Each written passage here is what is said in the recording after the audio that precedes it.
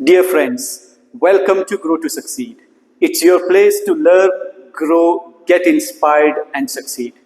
Today, I am super happy and excited because I am going to meet my favorite mentor, who is the founder and director of Sama Healthcare and Labs in Bangalore. He is the founder and director of Divine Service Forever Foundation.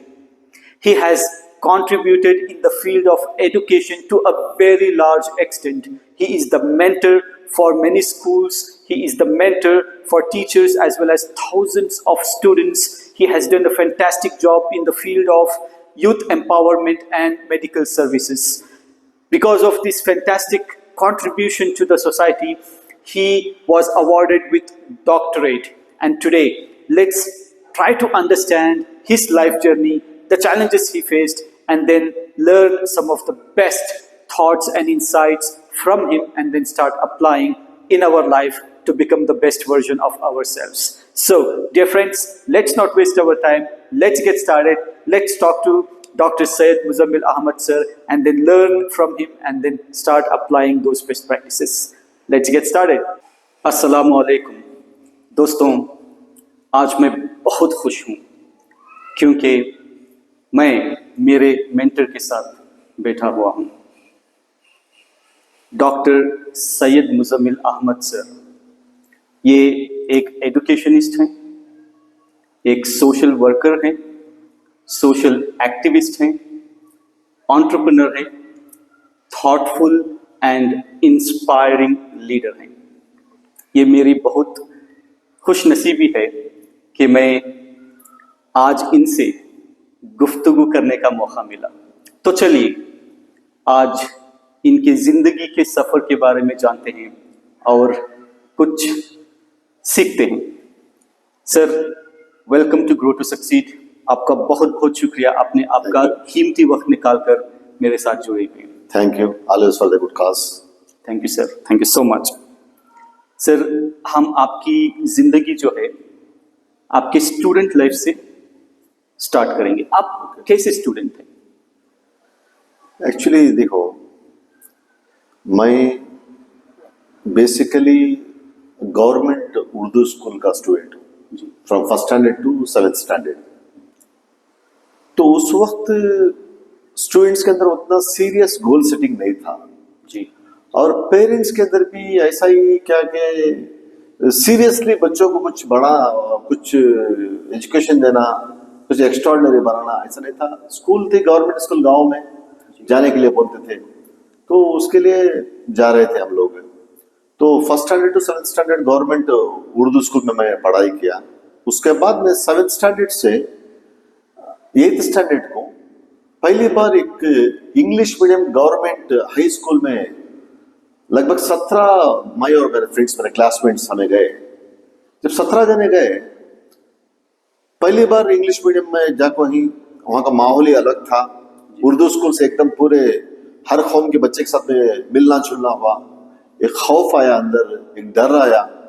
उस वक्त 17 बच्चे जब हमें गए थे, उसके अंदर SLC pass करे सिर्फ 3 जने जी।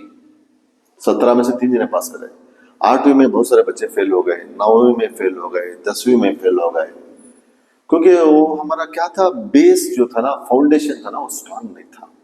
उसकी वजह से बहुत सारे बच्चे फेल हो गए, इसकी वजह से कि उनके अंदर वो सीरियसनेस पेरेंट्स या टीचर्स नहीं लेकर पाए जी, वही मेन रीजन था। ओके। उसके बाद में जब मैं 10th पास हुआ, उसके बाद मैं गवर्नमेंट पीयू कॉलेज, मैंने हाई स्कूल गवर्नमेंट स्कूल के बाद में government high school English medium पढ़ा।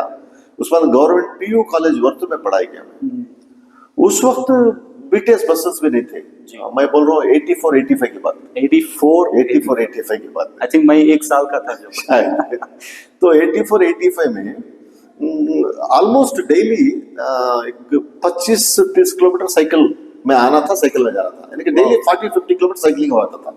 Wow, okay. तो 1.5 साल मैंने फर्स्ट पीयूसी सेकंड पीयूसी का ऑलमोस्ट मिड टर्म एग्जाम तक मैं साइकिल में आना जाना हुआ। उसके बाद में हमारे वालिद मुझे करीब घर बना के बाद में मुझे वहां पर ही रख दिए जी। तो मेरा पीयूसी का ऐसा रहा तो मेरा 10th में मैं उतना अच्छा स्कोर नहीं कर पाया। पास हो गया तो बहुत बड़ी बात थी उस वक्त। सही। उस वक्त आई स्कोर्ड अराउंड 49%। 49%। 49% मेरा 10th का था। पीयूसी का भी मेरा अराउंड 50% ही था, मगर मैं बहुत अच्छा स्पोर्ट्स में था। जी। तो मेरा स्कूलिंग एंड हाई स्कूल और पीयू कॉलेज ये पूरा गवर्नमेंट स्कूल और कॉलेजेस में पढ़ाई किया। जब मेरा ग्रेजुएशन था उस वक्त मैं प्राइवेट कॉलेज हो गया था। अच्छा अच्छा। Wow, very interesting. Sir, as a student academics और पर्सनल चैलेंजेस आप तो फेस किए होंगे, तो कौन से चैलेंजेस थे वो आप फेस किए? एक्चुअली चैलेंजेस उस वक्त अपना चैलेंजेस बोल के मालूम नहीं होता था, समझ में नहीं आता था। क्योंकि बहुत सारे जो लोग 35-40 इयर्स बैक स्कूलिंग करके हैं उनको पता है उर्दू स्कूल में हम ना ABCD सिखा रहे थे 5th स्टैंडर्ड से, 5वीं क्लास से। 5th standard? हाँ, 5वीं क्लास से ABCD। हाँ हाँ। तो 4th स्टैंडर्ड में जब हमें थे, हमें डर लग रहा था कि आप 5वीं को गए तो इंग्लिश पढ़ना है। सही। तो वो एक बहुत बड़ा चैलेंज था। जी। और कन्नड़ा तो बहुत दूर था हम, हाँ हाँ। पूरा उर्दू बात करने के बच्चे, घर में उर्दू माहौल है, तो कन्नड़ा बात करना बहुत बड़ी बात थी उस वक्त। जी। ना कन्नड़ा आता था ना इंग्लिश आता था, सिर्फ उर्दू पढ़ते थे, उर्दू बोलते थे। जब हाई स्कूल को जाने के बाद में क्या हो गया, थोड़ा थॉट प्रोसेस चेंज हो गया। जी। उसके बाद में मैंने पहले कन्नड़ा बात करना सीखा, अच्छा। कन्नड़ा पढ़ना सीखा, उसके बाद में इंग्लिश के ऊपर तवज्जो दिया। जी। तो माशाअल्लाह आज अल्लाह का एहसान है, तो आज उर्दू कन्नड़ा इंग्लिश थोड़ा बहुत जी। चलता है। अच्छा, तो चैलेंजेस क्या फेस करें अभी? पर्सनल चैलेंजेस क्या फेस करें? पर्सनल चैलेंज क्या था, स्कूल को जाने से पहले सुबह में उठ के घरों में, हम पूरे किसाना का घर हमारा, एग्रीकल्चर फैमिली, सुबह में उठ के जानवर जो ही गाया जो ही उसको चारा डालो, चारा खिलाओ। उसके बाद में हमारा एक प्रोविजन स्टोर था। जी। 7 बजे जाके प्रोविजन स्टोर खोलना था। अच्छा। 9 बजे तक प्रोविजन स्टोर में बैठना था। 9 के बाद में रेडी होकर स्कूल जाना था। फिर स्कूल से आने के बाद में फिर प्रोविजन स्टोर में बैठना था। जी। उसके बाद में 7:30-8 बजे के बाद में कुछ होमवर्क कुछ पढ़ाई उसके बाद में करते थे। अच्छा अच्छा। तो ऐसा था। तो उसके लिए उस वक्त क्या है, गाँव में कभी करंट है या करंट नहीं है, और ट्यूशन का कॉन्सेप्ट ही मालूम नहीं था। स्कूल को जाना गया तो वो बहुत बड़ी बात है। ऐसे ऐसे सोच थी उस वक्त। तो जैसे आज एक सीरियसनेस है पढ़ाई के बारे में, ऐसी सीरियसनेस ना स्टूडेंट्स में थी, ना पेरेंट्स में थी, ना टीचर्स में थी। जी जी। आपने एक बहुत ही इंटरेस्टिंग चीज़ कहा कि आप साइकिलिंग करते थे 40 किलोमीटर्स अप एंड डाउन। आप एवरी सिंगल डे साइकिलिंग करते थे, फिर कॉलेज जाते थे, फिर आते थे, फिर काम करते थे, फिर उसके बाद में पढ़ाई करने की कोशिश करते थे। तो कभी आपको लगा कि मैं इतना क्यों जद्दोजहद करूं, क्यों इतना मैं मेहनत पढूं, 40 किलोमीटर्स जाना आना, मुझे पढ़ना ज़रूरी है? कभी ऐसा आपको फील हुआ? एक्चुअली क्या है, हमारे वालिद फादर जो है फार्मर है, जी। साइकिल दिला दिए, वो बहुत बड़ी बात मेरे लिए। हाँ हाँ। क्योंकि हाई स्कूल पूरा चल के जा रहे थे, जी जी। डेली 8-10 किलोमीटर चल के जाकर आ रहे थे। जब पीयूसी में साइकिल दिला दिए, वो साइकिल आज की सबसे बड़ी बाइक के इक्वल थी। ऐसा महसूस नहीं होता था, क्योंकि साइकिल ही बड़ी बात थी। जब हाँ। साइकिल ही बड़ी बात थी। साइकिल पंचर हो जाती थी, जी। पंचर होगी तो 4-5 किलोमीटर ढकल के जाते थे। अच्छा। बाद में पंचर डाल के फिर क्लास जाते थे। ओके। ऐसा था। तो साइकिल उस समय लग्जरी थी एक्चुअली। जी जी। Okay, interesting. देखिए, सर ने कहा चैलेंजेस फेस किए हैं और 40 kilometres up and down cycling भी करते थे, but he considered it as a luxury. तो चैलेंजेस को एक स्माइल के साथ वो फेस कर रहे थे और पढ़ाई को कभी भी इन्होंने कॉम्प्रोमाइज़ नहीं किया, एजुकेशन में कभी भी कॉम्प्रोमाइज़ नहीं किया। कुछ भी हो, चाहे गवर्नमेंट स्कूल हो, गवर्नमेंट कॉलेज हो, जितनी भी दूर हो स्कूल या कॉलेज, लेकिन वो पढ़ाई के पीछे दौड़ रहे थे। Thank you so much sir, I think it's a fantastic journey that you had. तो मैं एक बेसिक क्वेश्चन है, तो मैं आपसे जानना चाहता हूं क्योंकि आपका कम से कम मोर देन 40 इयर्स आपका एक्सपीरियंस है, लोगों के साथ मिलना, लोगों को मोटिवेट करना, एम्पावर करना, गाइड करना, कोच करना, और थाउजेंड्स ऑफ टीचर्स को आप ट्रेन किए और थाउजेंड्स ऑफ स्टूडेंट्स को आप ट्रेन किए। एंड ऑफ कोर्स पेरेंट्स को हम भूल नहीं सकते, क्योंकि आप हमेशा पेरेंट्स को काउंसलिंग करते रहते हैं। हमेशा। तो as a parent sir, parent को बच्चों के लिए कैसा एक सपोर्टिव माहौल क्रिएट करना है आपके 21st सेंचुरी में, और बच्चों को कैसे सपोर्ट करना है और उनका माइंडसेट कैसे रहना है, आप उसके बारे में बोलेंगे तो बहुत फायदा होगा। Actually parents first of all एक सोच ऐसी लेकर आना है। हमारे दौर में 25 साल 30 साल पहले भी स्कूल का जो फीस भरते थे, कॉलेज का जो फीस भरते थे, उसे हमें एक्सपेंसेस बोल के समझते थे, खर्च बोल के समझते थे। अभी पेरेंट्स ऐसा सोचो, ऐसा अपने आप को प्रिपेयर हो जो आपके बेटे को जो स्कूल का कॉलेज का फीस भर रही है, वो आपका खर्च नहीं है, वो एक्सपेंसेस नहीं है, वो आपका इन्वेस्टमेंट है। क्योंकि एक्सपेंसेस वो होता है जो उसका रिटर्न्स कभी नहीं आता, इन्वेस्टमेंट वो है जिसका रिटर्न्स मल्टीपल वेज पे फिर रिटर्न्स आता है ना।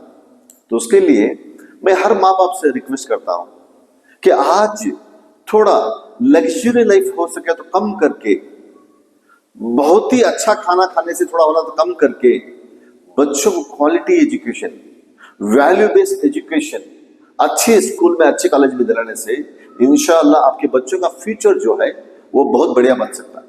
तो उसके लिए मैं हर माँ बाप से मेरी रिक्वेस्ट है, थोड़ी कुर्बानी दीजिए, अपने बेटी को अपने बेटे को अच्छा पढ़ाइए। इंशाअल्लाह ये अपने बच्चे जो हैं आपके एसेट्स बनती, हमारे मुल्क के एसेट्स बनती, फ्यूचर में जाएगी। Thank you sir. सर, जब बच्चे घर में रहते हैं तो घर में एक माहौल रहता है, स्कूल या कॉलेज में जाते हैं तो वहाँ पे एक माहौल रहता है, और जब सोसाइटी में चलते फिरते हैं तो वहाँ पे एक माहौल रहता है। तो पेरेंट्स को पर्टिकुलरली घर में कैसा माहौल बनाना चाहिए ताकि जो है बच्चे उस माहौल में रहते हुए आगे जाकर एक बेहतरीन से बेहतरीन इंसान बने और बेहतरीन से बेहतरीन कुछ भी बने, चाहे डॉक्टर हो, इंजीनियर हो, एंटरप्रेन्योर हो, या फिर आईएएस आईपीएस ऑफिसर हो, कुछ भी बने। उस माहौल को कैसे बनाना है और क्या आपका एडवाइस है पेरेंट्स के लिए? एक्चुअली बहुत सारे बड़े फरमाते हैं, घर जो है, माँ का जो गोद है, माँ बाप का जो गोद है, वो पहली स्कूल है। तो उसके लिए आपके बच्चों को क्या है, बहुत सारे चैलेंजेस हैं। बच्चों को जो चैलेंजेस हैं इक्वली माँ बाप को भी चैलेंजेस हैं। तो उसके लिए आप पहले अपने बच्चों को घर की जो परवरिश हो देना, वो बेस्ट परवरिश होना चाहिए। बेस्ट परवरिश यानी कि पहली बात, माँ बाप बच्चों के सामने किसी कीमत में झूठ नहीं बोलना, ये मेरा रिक्वेस्ट है और मैं इसे अमल करता हूं। झूठ नहीं बोलना। तो क्या होता है, बच्चे इजी से कॉपी करते हैं। तो हर बुराई शुरू होती है झूठ से। तो उसके लिए अपने बच्चों के साथ या अपनी खुद की जिंदगी में माँ बाप कभी झूठ नहीं बोलो। इंशाल्लाह कोशिश करो झूठ को एटलीस्ट 99% अवॉइड करने की कोशिश करो, नंबर 1। नंबर 2 जो है, पेरेंट्स बच्चों के सामने कभी भी हस्बैंड वाइफ के जो मिसअंडरस्टैंडिंग आती है, नाइतफाकी आती है, बच्चों के सामने एक्सप्रेस करो उनको, बच्चे ऑब्जर्व करते हैं। दूसरी बात। तीसरी बात जो है, बच्चों को बचपन से मोटिवेट करते रहो। यस बेटा, यू कैन डू इट, तुम कर सकते हो। अल्लाह तुम्हें पैदा कर पाए सो जिताने के लिए बेटा, तुम्हें जीतने वाले, तुम्हें पैदा होकर उनसे कुछ हासिल करने के लिए, तुम्हें पैदा होकर उनसे कुछ बनने के लिए, इंसानियत की मदद करने के लिए, मुल्क की मदद करने के लिए, बल्कि ऐसा पॉजिटिव माइंडसेट बच्चों के अंदर से माँ बाप बचपन से डालते रहना है। जब वो बेटे के अंदर या बेटी के अंदर क्या होता है, यस मैं, हमारा अम्मी बोल रही, हमारा अब्बा बोल रही, मैं पैदा होकर उसको जीतने के वास्ते, मैं पैदा होकर उसको सक्सेस होने के वास्ते, मैं पैदा होकर उसको कामयाब बनने के वास्ते, इंशाअल्लाह मैं कामयाब बनता हूँ। मैं कामयाब करके बनने के बाद में मेरे माँ बाप के जो भी ड्रीम्स हैं, मेरे भाई बहन के जो ड्रीम्स हैं, और मेरे मोहल्ले के जो ड्रीम्स हैं, मेरे गाँव के, मेरे मुल्क के जो ड्रीम्स हैं, इंशाअल्लाह वो मैं पूरे करता हूँ। बल्कि ऐसा एक बड़ा विजन, बड़ा ड्रीम रख लेके हमें एक आगे बढ़ना है। जब क्या होता है, जब हमारे अंदर ड्रीम्स आती, बोलते हैं ना, dreams inject energy and energy brings success. तो माँ बाप हमेशा बच्चों को ख्वाब दिखाते रहना, सपने दिखाते रहना। तो उससे क्या होता है, बच्चों के अंदर एक ड्रीम पैदा होता है। वो ड्रीम को फुलफिल करने के लिए, वो गोल को रीच करने के लिए माँ बाप हमेशा यस बेटा यू कैन डू इट, तुम्हें कर सकते हैं बोल के हमेशा एनकरेज करते रहना, पॉजिटिव बोलते रहना, जब इंशाल्लाह बच्चे पॉजिटिव होते और पॉजिटिव कामयाब होती। और रही बच्चों की बात, बच्चों की बात में क्या है, बच्चे जो है वो काम नहीं करना जो काम अपने माँ बाप के सामने नहीं कर सकते, वो काम नहीं करना। सही। तो उसके लिए आज जो है टेक्नोलॉजी की दुनिया है। ये टेक्नोलॉजी जो है ना, technology is like a fire, आग है। आज की टेक्नोलॉजी जो आग है, आग से इंसान खाना पका सकता है और आग से अपने आप को जला ला सकता है।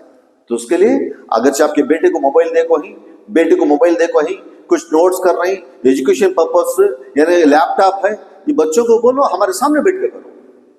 अगर से लैपटॉप है घर के हॉल में रखो, हॉल में रखकर पढ़ाई करो, सेपरेट जाके डोर बंद करके रूम में बैठ के पढ़ाई नहीं करना। क्यों छिपे करना? जब तुम्हें सही कर रहे हैं तुम्हारे अम्मी अब्बा के सामने करो। तो उसके लिए मेरा रिक्वेस्ट बच्चों को भी क्या है, देखो बेटा क्या है, ये धोखा हमेशा जो है ना बहुत अट्रैक्टिव होता है जी। तो उसके लिए ये जो एज होती ना 13, 14, ये टीन एज बोलती ना 13 to 19, ये टीन एज जो है यही उम्र है इंसान को, एक बच्चे को, एक बच्ची को जिंदगी बनाने की वही उम्र, अपने आप को बर्बाद करने की भी वही उम्र है जी। तो उसके लिए जो लड़की जो लड़का 20-21 साल तक ब्लाइंडली अपने माँ बाप को, अपने टीचर्स को फॉलो कर लेता है, उन्हें सक्सेस हो आता है। जो लड़का जो लड़की 20-21 साल की उम्र तक अपने माँ बाप को, अपने टीचर्स को ब्लाइंडली फॉलो नहीं करता, उन्हें लाइफ में फेल हो रहेगा। सही। तो उसे जस्ट ब्लाइंडली ट्रस्ट करो, फॉलो करो अपने माँ बाप को, अपने टीचर्स को। जी जी, माशाल्लाह, वेरी ब्यूटीफुल थॉट्स। सर ने कहा कि कांस्टेंट मोटिवेशन बहुत जरूरी है बच्चों को। एज अ पेरेंट बच्चों को मोटिवेट करते रहिए, इंस्पायर करते रहिए और घर में ऐसा माहौल बनाइए जिस माहौल में रहते हुए ट्रांसपेरेंसी होना चाहिए। मोबाइल यूज कर रहे हैं, लैपटॉप यूज कर रहे हैं, सर ने कहा कि technology is like fire, right? Fire से हम कुक भी कर सकते हैं या अपने आप को जला भी सकते हैं। तो we have to start utilising the technology wisely, that's super important. और मैं ये भी रिक्वेस्ट करता हूँ पेरेंट्स से कि बच्चों को अप्रिशिएट करें। Appreciation is super important. कुछ भी छोटा काम करें, अच्छा काम करें, अप्रिशिएट करें, बोले शाबाशी शाबाशी, देते रहिए। इंशाल्लाह बहुत ही जबरदस्त उनका माइंडसेट बनेगा और ग्रोथ माइंडसेट बनेगा। सर बहुत बहुत शुक्रिया, आपने बहुत अच्छी बातें कहे। होपफुली सारे पेरेंट्स इसको फॉलो करेंगे और आप टीचर्स को भी बहुत ज़्यादा मोटिवेट करते रहते हैं, ट्रेन करते रहते हैं। तो आज के माहौल में 21st सेंचुरी में एक टीचर का माइंडसेट कैसा होना चाहिए और वो क्या एक्स्ट्रा कर सकते हैं ताकि जो है बच्चे उनसे और ज़्यादा सीख सकें? देखो mister Waseem, there are two types of teachers. दो किस्म के उस्ताद होते हैं, टीचर्स होते हैं।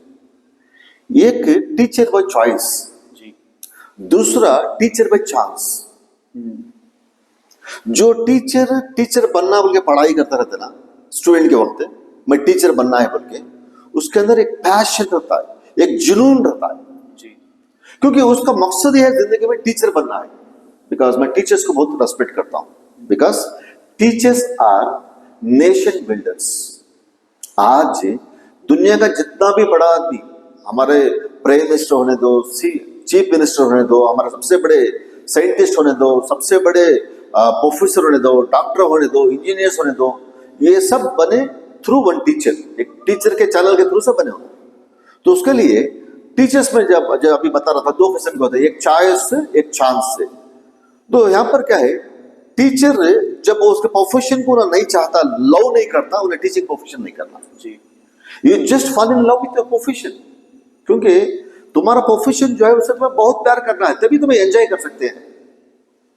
तो आज बहुत सारे स्कूल्स में टीचर्स को जो है सीधा रिकॉग्नाइज नहीं करते मैनेजमेंट जी। बहुत सारे एरियाज में सोसाइटी भी टीचर्स को सीधा रिकॉग्नाइज नहीं करते।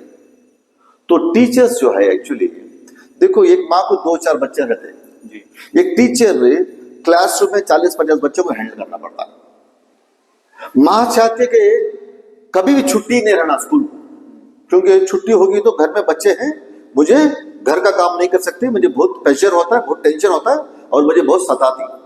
तुम्हारे 2-4 बच्चों को सताती बोल के तुम्हें चाहती कि हमेशा स्कूल रहो, तो सोचो टीचर 40-50 बच्चों को हर दिन हैंडल करना, और टीचर की भी फैमिली है, टीचर के खुद के बच्चे हैं, खुद का हस्बैंड है, खुद की बीवी है, खुद के माँ बाप है, सास ससुरे हैं, उनकी भी फैमिली है, उनके भी ड्रीम्स है, डिजायर्स हैं, और उनके भी प्रॉब्लम्स हैं, उनके भी हैप्पीनेस हैं। उसके बावजूद आपके 40-50 बच्चों की ये करियर बनाने के लिए उन्होंने क्या कर रहे हैं, फुल तवज्जो दे रही, फुल फोकस कर रहे हैं। तो उसके लिए प्लीज मैं पूरे पेरेंट्स को भी रिक्वेस्ट क्या करता हूँ, हमेशा पीटीएम पेरेंट्स टीचर्स मीटिंग में जाओ, सुनो तुम्हारे टीचर क्या बोल रहे हैं, तुम्हारे बच्चों के बारे में क्या बोल रहे हैं। देखो एक जमाना था, हमारे जमाने में टीचर अगर मार दिए तो घर में आकर हमें बोले तो घर में भी मारते हम, जरूर कुछ शरारत किया होगा इसीलिए टीचर मारे बोलते। आज टीचर मारने की बात तो बहुत बड़ी बात है, जोर की आवाज से भी टीचर नहीं बात कर सकते। आज क्या हो गया, टीचिंग प्रोफेशन में इतने रूल्स एंड रेगुलेशंस आ गए, अगरचे हमारे अंदर वो बच्चे के ऊपर एक कशिश है, वो बच्चे को अच्छा पढ़ाना है, थोड़ा उसको अटेंशन लेकर है, थोड़ा जोर से बोल दिए, कुछ चिल्ला दिए, कुछ बोल दिए तो जाके कंप्लेंट कर देते घर में जी। और घर में क्या करते हैं, टीचर ऐसा बोले क्या, उसका बाप, लड़के का बाप, लड़की के बाप, लड़की की माँ, लड़के की माँ आके टीचर के साथ में फाइट करते, स्कूल मैनेजमेंट के साथ में फाइट करते। सोचो, तुम्हारे बच्चों को नसीहत कर रहे हैं, तुम्हारे बच्चों को राइट ट्रैक पे लेकर रहे हैं, तुम्हारा जो रॉ मटेरियल है उसे फिनिश प्रोडक्ट बना को दे रही, तो ऐसे टीचर्स के ऊपर आपके टीचर का शुक्रगुजार होना है आपको। You should be thankful to your teachers, your children teachers. तो उसके लिए टीचर्स जो है ना एक बहुत ही नोबल प्रोफेशन है, प्लीज टीचर्स को रेस्पेक्ट करो। और मैं टीचर से भी रिक्वेस्ट कर रहा हूं, देखो बहुत सारे बच्चे आपके पास आ गए, उनके माँ बाप ज्यादा पढ़ को नहीं, वो माँ बाप को तुम्हारे पर भरोसा नहीं, हमें ज्यादा नहीं पढ़े मगर अच्छे टीचर आई हमारे बच्चों का फ्यूचर बना को देती बोल के, उसके लिए प्लीज ड्यूटी के लिए स्कूल का होना, बच्चों के लाइफ डिजाइन करने के लिए, शेप करने के लिए, एक अच्छा इंडियन बनाने के लिए, एक अच्छा इंसान बनाने के लिए प्लीज 100% आपका कंट्रीब्यूशन होना है बच्चों के लिए। तो उसके लिए मैं टीचर से रिक्वेस्ट करता हूं, आपके बहुत सारे पर्सनल इश्यूज हैं, मैं बहुत सारे टीचर्स को काउंसलिंग करते रहता हूं, बहुत सारे टीचर्स प्रॉब्लम हैं, उसके बावजूद भी आप बच्चों के साथ नाइंसाफी करो उनको प्लीज, क्योंकि एक दिन अल्लाह को जवाब देना है आप भी। तो उसके लिए गरीब बच्चे हैं, मालदार बच्चे हैं, जो भी हैं, वो बच्चों को आप दिल से from the bottom of your heart आप 100% आपका एफर्ट डालो, 100% उनको ये करो। खाली जो बच्चे अच्छा पढ़ते हैं उनको अच्छा पढ़ाना कोई भी कर सकते हैं, जो एवरेज बच्चे हैं ना उनको भी अच्छा पढ़ाना है। तो इंशाल्लाह मुझे उम्मीद है एवरेज बच्चे भी टॉपर्स आपके टीचिंग प्रोफेशन के थ्रू हो सकते हैं, क्योंकि एक टीचर जो है ना उसे जी, मैं देखा एक teacher usually 35 to 40 year service करते हैं जी, उनका जो सर्विस का जो पीरियड है ना 35 से 40 साल तक का उन्हें ड्यूटी करते हैं। ये 35 से 40 साल तक ड्यूटी करे तो एवरेज जो ना पूरी जिंदगी में 4 से 5 हजार बच्चों को पढ़ाते जी। एक टीचर है पूरी जिंदगी में 4 से 5 हजार बच्चों को पढ़ाती।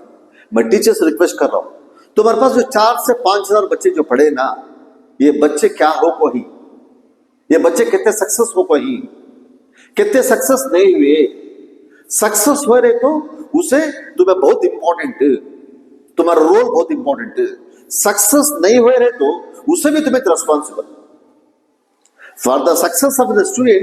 Teacher is responsible for the failure of the student, even though teacher is a responsible.